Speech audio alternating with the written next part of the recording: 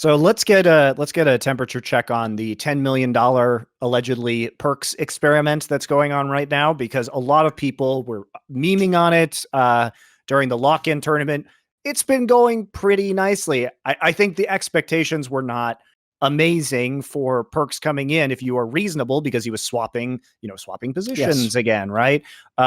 It was going to be synergy with the new team that had a very fundamentally different play style under Niski than it has with him.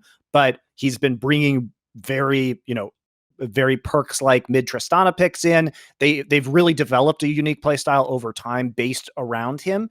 And even though a lot of times maybe his laning phase doesn't go great, there have been memes about like his Yone play and everything like that. But that said, you didn't hire him to be a lane dominant player. That's no, right? Yes.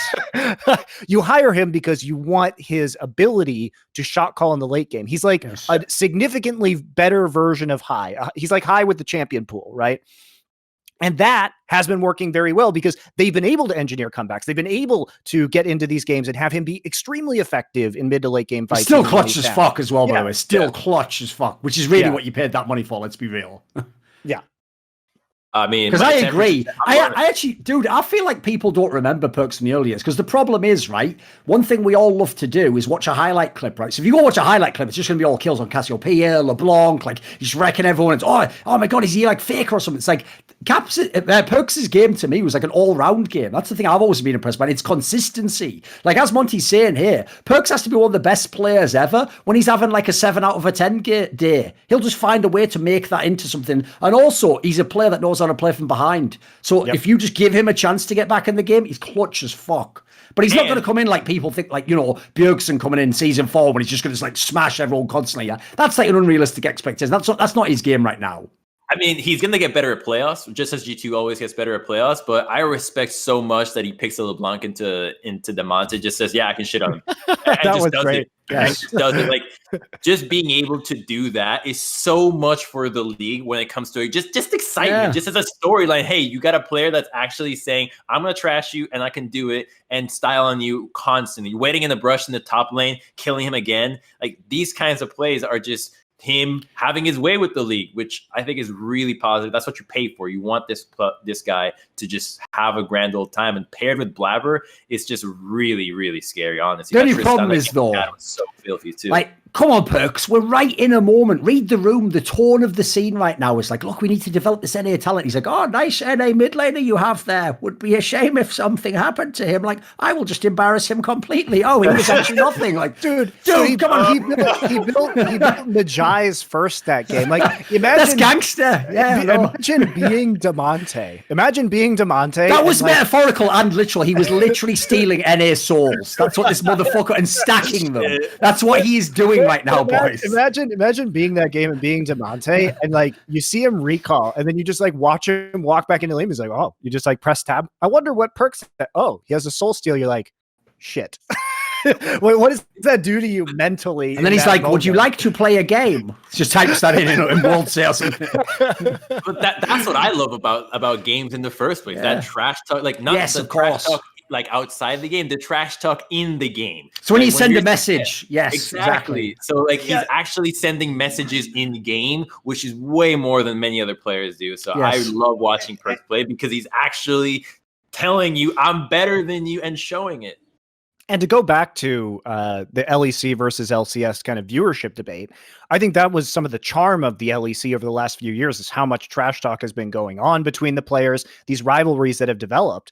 And if you go back and you look at TSM versus CLG, part of the rivalry that was so exciting was these people genuinely disliked each other, and it was exciting to watch them play because of the trash talk.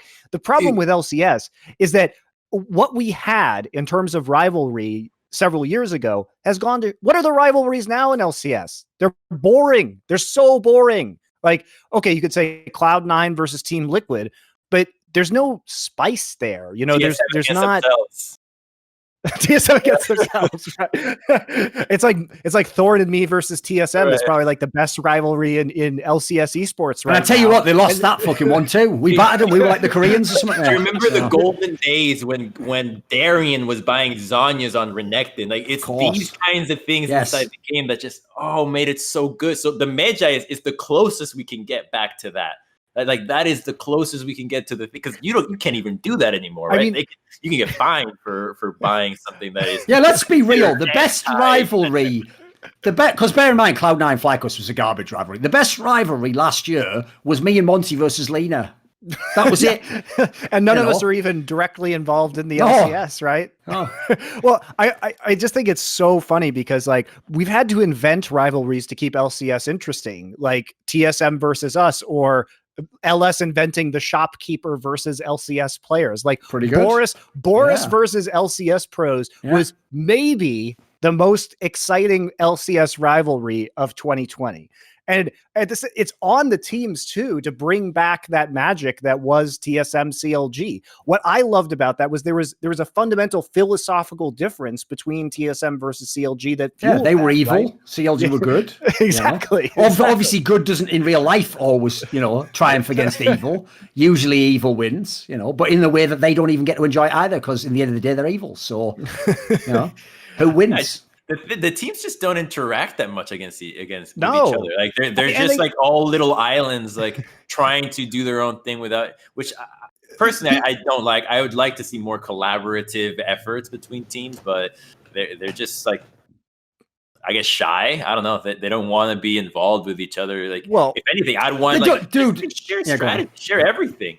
They also don't have any branding. Let's be real. Like, every single LCS org is like, "Hi, I'm a generic megacorp who has $10 million, and I'd like to, I'd like you to know that I represent all the same philosophical values as you at home. I support these charities, and here are my players. Some of the players you've seen before, and a rookie that you haven't. Hope I make worlds." Like, it's got to be more than that. You can't have 10 people like that. Like, you know what the stupid thing about TSM is? They only actually flex and like trash talk because they actually are douchebags. They should just actually make that their brand. They should actually call themselves the Evil Empire. I'm not joking. And literally be like, we're the most hated team, but we're the most loved by our fans. I'd go with that. I'd make yourself the villain, You know what's the most compelling? Egregious. We literally have a team called Evil Geniuses that historically has had players like Idra and Huck, and has been, in terms of esports history, one of the most entertaining trash talk teams in esports history of all time. And they aren't even leaning into that. Your name is Evil Geniuses. Do something fucking evil. Stop making like charitable donations. What are you doing? What are you doing? Seriously, what are you doing? If anything, history of this. Pay for like an orphanage to be like shut down. Actually foreclose on an orphanage and then hashtag live evil. Just do it. There you go. And then take that money and buy an even better import, and then be like, fuck y'all. Like, listen, I don't know where I'm going with this theory, but it's something there. But I mean, it is. But hang on, you guys didn't like what FlyQuest? Like, I mean, it wasn't evil, but I think that was actually a positive thing compared to where they started with the Snickers. I think that was a really good. Oh, right. I see what you mean. If I'm FlyQuest and my name is FlyQuest, which is just fucking tragic in and of itself. Just how do you even come up with that name? That does sound like a children's educational like Nintendo game. It sounds like what a 12-year-old would create a professional video game team to be called, because it's like his two favorite things. But anyway, I think if you have that name and you have those unfortunate colors and you have that unfortunate logo, big credit to them that they figured out a way to do something with it, right? I'm not trying to shit on FlyQuest because it wasn't the current people in charge who decided on that, right? They came into the org. This was the hand they were dealt. They did about as much as you could with their pretty brand. Good job so far, yeah. Yeah. So it's not a knock on them. And but this is the bar that has been set. This is the bar that has been set, guys. FlyQuest may have had the best marketing campaign of 2020, and they are called fucking FlyQuest. Okay? That's not acceptable, right? What are the rest of the teams? You got owned by a team called FlyQuest, every other branding and marketing team in the LCS. How did that happen? I mean, you guys are out. You guys see a lot more outside of the scope of league, and I mean, all these other teams are so involved. Like, they're probably more hands-on. Like, they're very hands-on in the other aspects, right? Like, 100 Thieves. Like, how many more things are they focused on besides League of Legends? How many more things Call are Duty. teams like TL? I mean, the list goes on. Million games, so, CS:GO, all of them, yeah. So I feel like a team like TSM is kind of in the same boat where what we see, we are like, oh, you must be entirely focused on League of Legends, and this is the attitude you have. Well, like in their entire business model, League of Legends is still a fraction of what it is compared to what they can get from Fortnite and influencers and streamers and these other elements. So I think that's also what's very odd for the community to view, because they view it, they're only committed to League of Legends. They see and expect that from the teams, but the teams are such a multifaceted organization that to them it's like this is one area of many.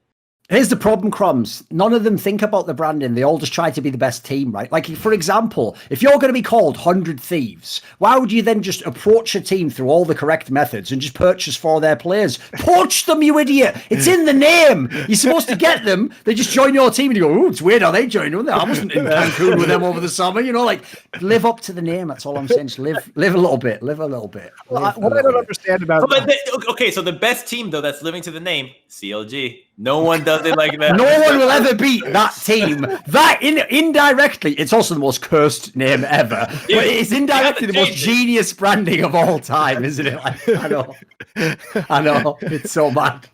What I don't understand about 100 Thieves is that they've never done any, like, this is how low the bar is in esports, everybody is going out there and getting hyped up off of their merch drops, right? Which they intentionally limit, right? So they can sell out. Otherwise they wouldn't do that. Let's be real. Like, all their promotion is just fake hype and fake scarcity. That's 100% true. But have they ever done anything with any kind of like Thieves branding? Have they ever leaned into their name? I can't think of a single time. They're just like, our name is 100 Thieves. It has nothing to do with our actions or our brand. Here's a hoodie made in China. Please buy just the thing that they call like the reality show, the heist or whatever. Yeah, I think that's about it, isn't it? Yeah, which has nothing to do with a heist, right? Yeah. What are they heisting? I mean, I guess Golden Guardians players. So it ended up being accurate, but they were doing oxygen out of the room when they jumped in there. I don't know. You know what actually be really sick? A campaign from the 100 Thieves where they actually compare their team to every other team and trying to steal their fans. Like, we're gonna go out there and try to steal our That's fans. a great idea. Here's 100 Thieves versus TSM. Here's why you should be on 100 Thieves and not on TSM. Yes. I just compare every single team and be like, here are all the fans we stole. There you go. Sick. That would be. I agree. You could create an entire campaign around that. But yeah, it's I don't get it. I mean, the branding overall is Liquid's entire, like, I don't even know what Liquid is doing. Okay. First off, their entire brand is just winning and spending money, which that's not how you build a brand, because you have to keep doing those things in order to be relevant. Not a brand, actually, is it? I know, yeah. Is spending money a personality trait? So, you know, there's that issue. There's that issue, which I fundamentally disagree with. But, you know, the other problem is, like, I understand historically why their logo is a horse, because I've been on teamliquid.net since the early 2000s when the banner was a horse, but it has nothing to do with the name Liquid. And then on top of that, every deal that they make is them just basically putting their brand and underneath another intellectual property. So it's like, we have Marvel, and like, I don't see Team Liquid anymore. I just see like Captain America. And then they're like, look at our Naruto drop, which is just, it's just Naruto. It's not Liquid at all. There's nothing to do with Liquid. It's like Naruto characters with a horse in the background for a team called Liquid. Like, how far away from reality do we have to get? There's just so many, it's like fucking marketing inception at this point in time. Like, buried somewhere beneath Naruto and a horse is Team Liquid. Like, what is that? So, I mean, I'm sure you know this better than I do, but isn't TL the team with the most stacked investment in the league? Like, they have the, like, Axiomatic and a bunch of other billionaires inside. I mean, they all have this investment now. Like, what is the definition? Right. What is it? Like, Cloud9 has like WWE, you know, they've got a ton of people, right? So it's like, I don't know how you would quantify who has the most stacked. They all have very stacked investment, I guess is the answer.